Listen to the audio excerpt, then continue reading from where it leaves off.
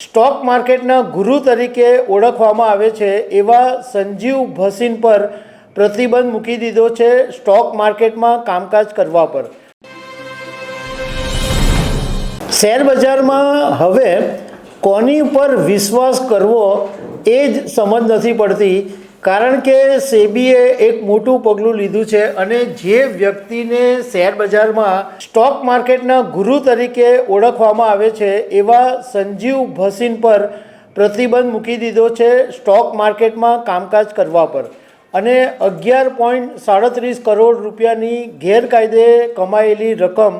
જપ્ત કરવાનો પણ સેબીએ આદેશ કર્યો છે। આ સંજીવ ભસીન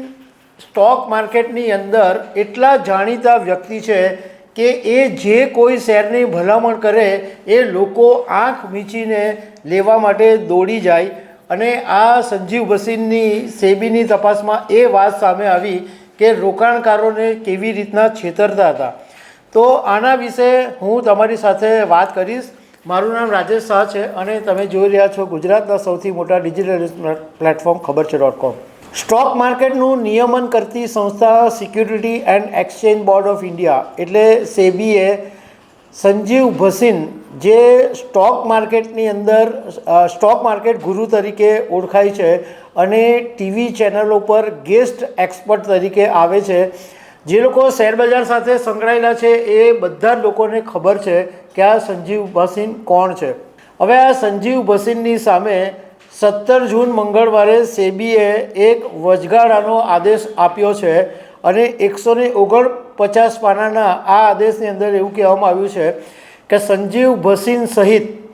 12 લોકોને સામે સ્ટોક માર્કેટમાં બીજા આદેશ આવે ત્યાં સુધી પ્રતિબંધ મૂકી દેવામાં આવ્યો છે અને એમણે જે આ 12 જણાએ ટોટલ 11.37 કરોડ રૂપિયા જે ગેરકાયદે કમાયા છે એ જપ્ત કરવાનો પણ સેબીએ આદેશ આપ્યો છે અને આ પૈસા છે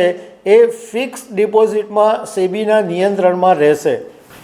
હવે આ સંજય ભસીન રોકાણકારોને કેવી રીતના છેતરતા હતા એ પણ જાણવા જેવું છે કે દિલ્હીની અંદર RRB master securities Delhi limited કરીને એક ટ્રેડર છે, એને પહેલાં સોદો લખાવી દેતા હતા એટલે ટ્રેડ લખાવી દેતા હતા અને એ માર્કેટમાંથી એ શેર લેવાનું કહી દેતા હતા। એટલે આ જે કંપની છે, આ જે બ્રોકર છે એ માર્કેટમાંથી શેર ઉઠાવી લે અને એ પછી સંજય ભસીન છે એ જી બિઝનેસ છે, ઈટી નાવ છે, આઈઆઈએફએલની ટેલિગ્રામ ચેનલ છે, એ બધા ઉપર એ જ શેરોની ભલામણ કરે જે એમણે પહેલેથી ખરીદી દીધા છે અને લોકો તો બિચારા ભોળપણમાં આવીને સંજય ભસીન જે કહે એ કંપનીનું નામ જોયા વગર શેર બજારમાંથી ખરીદી કરવા દોડવા માટે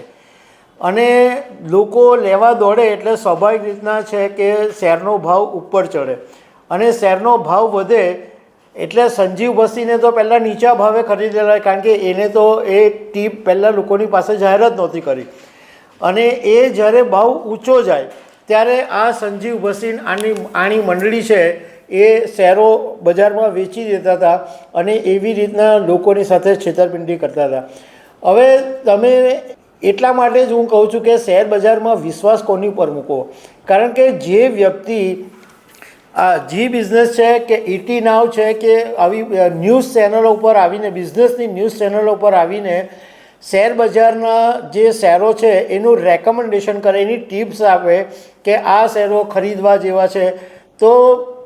એની પર તો સ્વાભાવિક છે કે વિશ્વાસ મુજબ કે ભાઈ આટલી મોટી ચેનલ પર કોઈ માણસ આવે છે તો એવું તો ખોટું નહીં જ કરતો હોય। પરંતુ આ સંજીવ ભસીનની આ મોડેસ ઓપરન્ડી બહાર આવીને બધાને ચોંકાવી દીધા છે। સેબીએ